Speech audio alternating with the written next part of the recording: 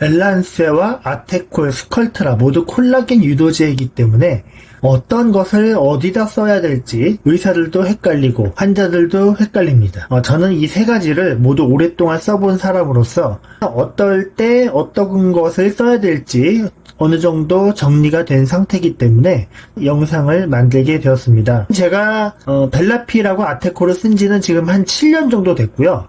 PMMA 제제 중에 라이콜이라는 것이 있었는데 이거는 제가 2010년, 11년, 12년 이때 많이 썼거든요. 이런 기간을 모두 합치면은 PCL과 PLLA, PMMA 이 세 가지 모두 10년 이상 사용을 했기 때문에 그래서 비교해서 말씀드릴 수가 있습니다. 이런 콜라겐 유도제들은 사용한 지 5년 미만인 의사들은 잘 알기가 힘들거든요.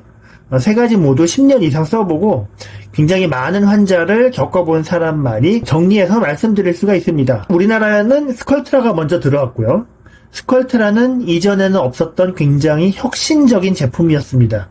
필러는 단지 볼륨을 넣어주는 효과밖에 안 되는데 레디어스가 먼저 들어왔어요. 저도 2008년도, 2009년도 때 레디어스 많이 썼거든요. 레디어스는 제가 한동안 정말 많이 썼습니다. 근데 콜라겐이 생기는 효과는 별로 느낄 수가 없었고 2년 이상 간다고 했지만 생각보다 빨리 꺼졌습니다.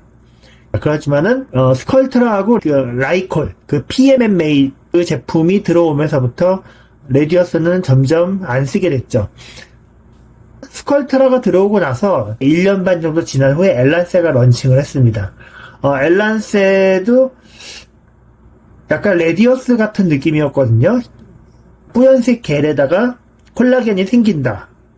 과량 넣지 말아야 되고 살짝 써야 된다. 이런 개념이었는데 엘란세가 들어오고 나서 처음에 굉장히 센세이션 했습니다. 왜냐면은 정말 효과가 좋았고요. 볼륨도 잘 생기고 실제로 콜라겐이 많이 생겨서 피부가 팽팽해지는 효과를 가져왔고요. 그래서 한번 엘란세에 맞들인 사람은 그 효과가 너무 좋기 때문에 의사든 환자든 그것에 푹 빠지게 되어 있었습니다.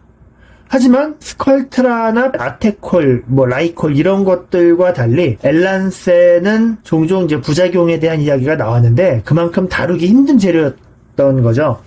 보통 결절이 한번 생기면은 좀 오래 가고 크게 생기는 경우도 있고 과증식을 한다거나 이런 문제가 있었기 때문에 도전했던 많은 의사들이 많이 탈락했습니다. 난 이거 못 쓰겠다. 하지만은 끝까지 쓰고 버틴 의사들이 10년 이상 쓰고 있는 거고요. 저도 그렇게 계속 쓰고 있는데 하지만은 의사의 테크닉과 관련된 부작용 말고 제품 자체에 의해서 생기는 지연형 염증 반응, 환자의 면역 반응이라고 할 수 있는데 이것이 과연 어느 정도 되는가가 굉장히 중요한 문제로 떠올랐습니다. 물론 지연형 염증 반응이란 거는 주사를 맞고서 시술 결과가 좋았는데 시간이 지나면서 어느 날 갑자기 염증이 생기는 것을 말합니다. 유가종이나 염증 반응입니다. 근데 이것은 히알루론산 필러 때도 생기고요. 그 다음에 모든 종류의 필러, 스컬트라도 보고된 바 있고요. 따라서 엘란세도 예외가 아니죠. 그런데 그 빈도에 대해서 정확하게 비교한 논문이 별로 없습니다. 자, 제가 차근차근 말씀드리겠습니다. 오늘 굉장히 중요한 내용이니까는 엘란세를 하시려고 하셨던 분 혹은 엘란세를 처음 들어보시는 분 또는 주베룩이나 기타 다른 필러, 큐오필 이런 것들을 선호하시는 분들도 모두 집중해서 들어주시는 것이 좋겠습니다. 2009년도에 PCL 성분의 엘란세 제품이 개발이 됐습니다. 그리고 급속도로 전 세계에 많이 퍼져나갔는데 PCL이라는 성분은 미국 FDA 승인을 받은 성분이지만은 주베룩처럼요. 주베룩도 PDLA가 미국 FDA 승인을 받은 의료 재료이긴 하지만 제품이 미국 FDA 승인을 받지는 않았습니다. PCL 미국 FDA 승인 재료지만 엘란세는 유럽 제품이기 때문에 미국에서는 FDA 승인을 받지 않았습니다. 어쨌든 이거는 유럽 회사였고요. 싱클레어라고 하는 영국 기원의 다국적 회사에서 이것을 판매했습니다. 우리나라에서는 처음에 중해제약이 싱클레어사와 협약을 맺고 판매를 했고요. 중해제약에서 판매할 때는 제약회사다 보니까는 그 제약회사답게 체계를 가지고 교육, 판매, 그 다음에 사후관리까지 잘했습니다. 근데 중해제약과의 관계가 끝나고 도매상으로 넘어가면서 도매상과 한국 싱클레어가 협약을 맺어서 공급을 하기 시작했죠. 규모가 작은 회사다 보니까는 개인 사기업 같은 느낌이었고 체계적이지 못한 느낌이 있었습니다. 매년 엘란세 관련 세미나 같은 것이 있었는데 중해제약에서 그 도매상으로 넘어가면서부터 그런 모임이 흔들리기 시작했습니다. 그리고 나중에는 한국 싱클레어에서 직접 그 회사를 사들여서 한국 싱클레어 지부가 됐습니다. 근데 그 와중에 좀 혼란스럽더라고요. 좀 체계가 좀 어지러운 느낌이었습니다. 뭔가 제약회사답게 큰 대형 제약회사는 딱 체계가 있거든요. 그런 게 없었습니다. 그리고 이 얘기는 듣지 못했는데 나중에 알고 보니까 2018년도에 중국으로 회사가 넘어갔더라고요. 이게 무슨 얘기냐면은 그 자본이 프로 중국 자본이 됐습니다. 영국 싱클레어사가 중국에 먹힌 겁니다. 이것이 28년도 일입니다. 마치 벤츠 같은 케이스겠죠. 그래서 영국 싱클레어사의 지분 100%가 중국에 넘어갔습니다. 근데 이 화동그룹이라는 데는 지금 이런 미용 쪽으로 확장을 하고 있는 중입니다. 우리나라 회사도 보톡스 관련해서 이 중국 자본과 손을 잡았습니다.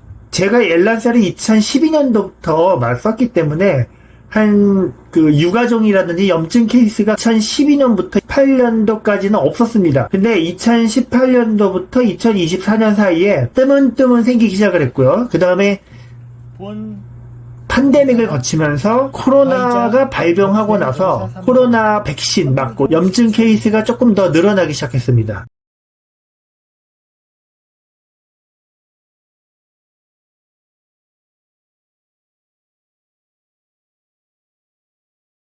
그래서 패턴을 보니까는 2018년도 이전에는 거의 없었고 제가 그거와 관련해서 논문을 쓰거든요. 그것에 대한 통계를 좀 이따 다시 보여드리겠습니다. 자, 여기 보면은 왼쪽에서 세 번째 있는 분이 저희 병원에도 오셨더라고요. 이분이 중국 CEO인데 지금 제가 사진을 보니까 알겠네요. 모든 제조 공정은 원래 유럽 네덜란드 공장에서 만들던 거 그대로 만든다고 합니다. 중국 자본이 거기에 관여를 하지는 않고요. 제조 과정은 원래 하던 대로 하고 있으며 중국이 간섭을 하는 건 아니라고 합니다. 그러면 엘란세는 유가종 케이스에 대한 논문 같은 게 없을지 제가 좀 찾아봤습니다.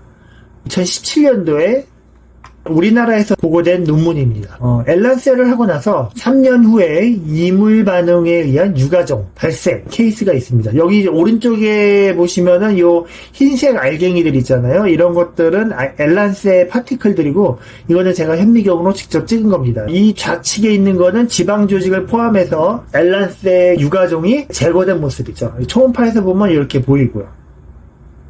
만약에 엘란세가 국소적으로 들어간 부위에 콜라겐이 많이 엉겨붙게 되면은 그것도 이렇게 저에코성 병변, 초음파에서 검게 보이기는 합니다. 그런데 이런 것이 있다고 다 문제되는 건 아니고 염증 반응의 기미가 있을 경우에 문제가 되는 거죠. 그런 경우가 유가종이라고 할 수 있죠. 이거 말고도 또 다른 케이스 리포트가 2019년도에 발표된 게 있는데 폴리카프로락톤 PCL, 엘란세를 바꿔서 그래뉼로마, 유가종이 생긴 케이스 발표가 있습니다. 최근에는 그 대만에서 그 엘란세를 가장 많이 쓰는 엘란세 글로벌 키닥터 중에 한 사람인데 이 샹리린이라는 사람이 있어요. 저랑 성씨가 같습니다. 임씨인데 그 오른쪽에 보시면은 마리 오딜레 크리스텐이라는 분이 있는데 이분이 스컬트라고 엘란세 이런 부분에 있어서 그 국제적으로 굉장히 유명한 분이세요. 연세가 많으신 할머니 같은 분인데 이분하고 같이 협약해서 샹린 이 사람이 1100 케이스 1회의 치료 동안에 엘란세에 어떤 부작용이 있었는지를 정리를 한 논문을 발표했습니다. 근데 여기 보면은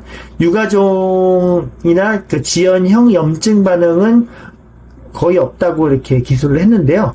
2015년부터 2018년 사이 동안에 왔던 780명의 환자를 19년 3월까지 추적 관찰을 해서 어떤 부작용이 있는가를 조사를 한 겁니다. 이 조사의 맹점은 18년도에 맞았지만 19년도에는 아직 부작용이 안 생긴 사람도 있을 것이라는 의심을 할 수 있습니다. 차트 리뷰나 조사를 해서 부작용이 있는지 없는지 그런 결과를 얻었을 텐데요. 이거를 만약에 2020 2024년 시점에서 했다면은 좀 더 확실한 결과가 되겠죠.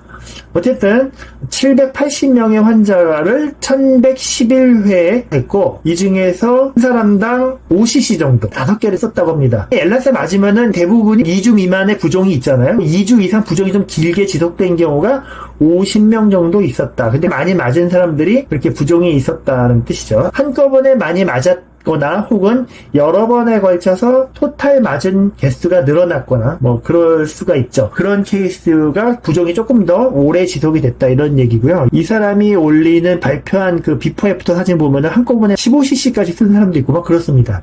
이 사람의 논문에 의하면은 유가족이나 이런 건 한 건도 없는 걸로 지금 나오거든요. 근데 실제로 엘란세 유가족은 존재합니다. 국내 대규모적인 스터디된 자료가 없기 때문에 그거를 몇 프로라고 말을 할 수가 없는데, 제가 국내 최초로 이것보다 훨씬 더 많은 케이스를 바탕으로 논문을 작성을 하고 있습니다. 그래서 그 확률을 제가 말씀을 드릴 거고요. 여기 보시면은 또 코로나 백신 맞고 나서 처음으로 발견한 백신과 연관된 지연형 과민 반응, PCL과 관련된 케이스가 발표가 됐습니다. 손등에 놓은 건데요. 이거 이란 사람이 쓴 거거든요. 손등에 엘란세를 맞았는데 코로나 백신을 맞고 이렇게 큰 덩어리 같은 게 시간이 지나서 생겼다고 합니다. 그래서 약을 쓰고 치료를 해서 좀 좋아졌다, 이제 그런 내용이거든요. 저 같은 경우는 2016년부터 2023년 12월 31일까지 기간을 잡고 그동안에 2075명을 3189회에 걸쳐서 1908개의 엘란세를 쓴 이 모 집단 조사를 했습니다. 물론 2023년도 12월 31일까지면은 2022년, 2023년 케이스는 아직 부작용이 안 생겼지만은 나중에라도 아주 적은 확률로 생길 확률이 있겠죠. 지연형 염증 반응이라고 생각되는 케이스가 14명이 있었습니다. 자, 2075명 중에 14명이면은 적은 걸까요? 많은 걸까요? 그거는 바라보기에 따라 틀립니다. 0.67%라고 하는데, 제가 만약에 환자가 왔을 때 이거 저기 100명당 1명도 안 생기는 부작용입니다. 뭐 1%도 안 됩니다. 이렇게 얘기하고 넘어가면 사실 환자들은 그런가 보다. 100명 중 99명은 그런 부작용이 없나 보다, 이렇게 알고 넘어갈 텐데, 문제는 저같이 엘란세를 많이 시술하는 의사는 만약에 1년에 1000명을 시술하게 되면은 이런 환자를 7, 8명을 맞는다는 겁니다. 근데 이런 환자는 한 번 생기면은 5, 6개월 이상 쭉 끌고 가야 되거든요. 제가 이 시간이 지나고 나서 느낀 건데, 부작용은 0.67%의 부작용 갖고는 안 됩니다. 이것보다 훨씬 더 낮아야 됩니다. 그래야지 의사가 안정적으로 환자를 시술할 수 있고 환자한테 뭔가를 권할 때 찝찝하지 않게 됩니다.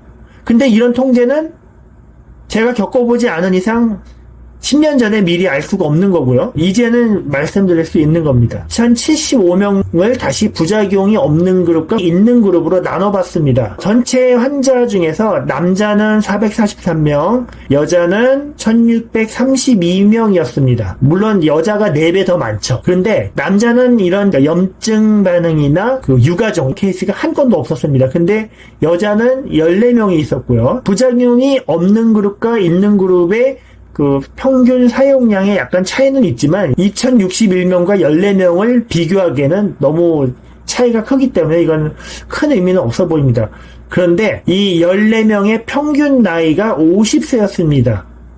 중년 여성, 보통 40에서 60세 사이라고 볼 수가 있고, 이 시기의 여성분에게서 엘란세 염증 반응의 14케이스가 보고됐다. 이거는 눈여겨볼 결과입니다. 14사람 중에서 대부분은 항생제, 국소 스테로이드 주사 이런 것들로 대부분 해결이 됐는데, 이 중에서 수술을 받은 사람이 5사람이 있었습니다.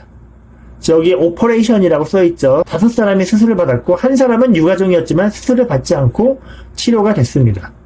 2사람은 엘란세를 맞은 부위에 감염이 됐습니다. 그분의 면역력이 떨어져서. 요 두 번째 감염이라고 되어 있는 분도 예전에 반영구 필러를 맞았었고 엘란세는 그것의 근처 부위에 맞았는데 서로 만나지는 않았지만 그 중간쯤에서부터 이제 염증이 생겨가지고 도대체 뭐 때문인지는 알 수는 없습니다. 어쨌든 엘란세와 또 연관이 있을 수 있기 때문에 이 감염 카테고리에 넣었습니다. 근데 이 나머지 세 사람 유가종으로 수술받은 분들은 시술 결과가 괜찮았고 몇 달 전혀 문제가 없었는데 어느 순간부터 점점 얼굴이 붓고 주사 맞은 부위가 모두 딱딱해지고 이런 부작용이 생기기 시작했습니다.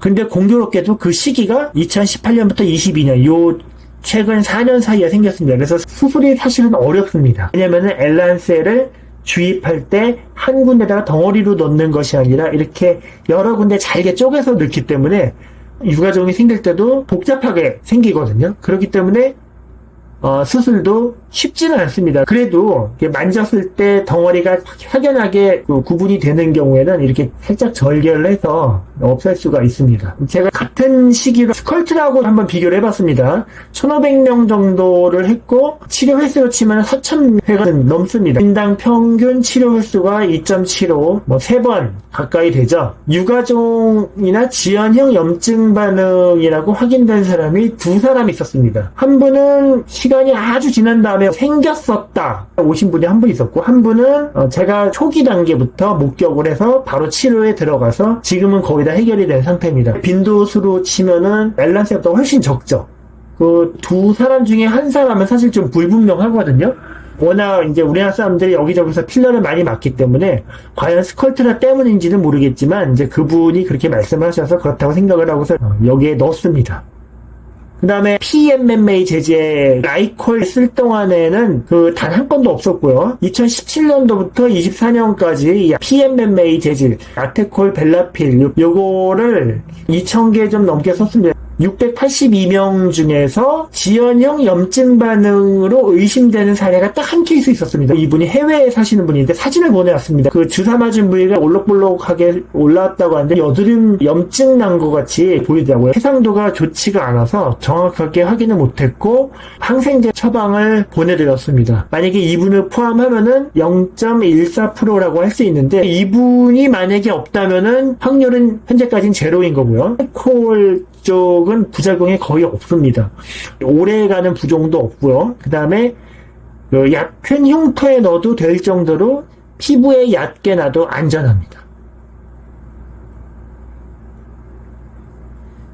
그래서 이 아테콜 관련 논문을 보면은 이건 2017년도에 이 고트프리드 럼펠 박사가 있는데 이 사람이 이 아테콜 개발자거든요. 이 사람이 아테콜 1세대, 2세대, 3세대, 4세대, 벨라필까지 다 같이 만든 사람이거든요. 논문에 보면은 2007년도부터 12년까지 요 기간 동안에 환자들을 관찰을 했고 2017년도에 논문을 쓴 겁니다. 그러니까는 2012년 12월에 맞은 사람조차도 5년 정도 관찰이 된 거죠. 그러니까는 더욱 믿을 만한 논문이고요. 10,000명의 사람한테 43,000개를 썼다고 합니다. 중국의 많은 병원에서 아테콜 시술을 하고 이거를 쓴 거죠. 근데 여기서 그래뉼로마 염증 반응이 어느 정도 있었나? 여기 보시면은 4케이스가 있었다고 하잖아요. 이거는 0.01%에 해당됩니다. 비교를 해드리면은 아테콜의 부작용 비율이 0.01%, 이거는 10,000명당 1명이잖아요. 이 정도면 해볼만 하죠. 이거는 1000명당 한두 명 정도. 사실 이 정도도 해볼만 합니다. 그 다음에 스컬트라도 10,000명에 4명 정도? 이 정도면 해볼만 하죠. 저 결절 얘기를 하는 게 아니고요. 결절 말고 유가족 염증에 대한 거를 말씀드리는 겁니다. 근데 엘란세의 0.67%는 200명당 1명이라고 할 수 있을 정도의 빈도거든요. 근데 이게 문제가 뭐냐면 중년 여성이 집중적으로 염증 반응이 생길 수 있다는 겁니다. 중년 여성은 시술도 많이 받기는 하지만 스트레스가 많은 시기거든요. 남편과의 갈등, 사회적 스트레스 또는 변화하는 자기 자신에 대한 스트레스, 불면, 여러 가지가 겹치는 시기입니다. 이런 시기를 잘 이겨내야 되는데 상태가 안 좋을 때 이런 주사를 맞고서 몸이 이상 반응을 보이는 거죠. 그러면은 과연 어떤 걸 쓰는 것이 좋을까? 일단은 가장 부담이 적고 무난하게 할 수 있는 것이 스컬트라입니다.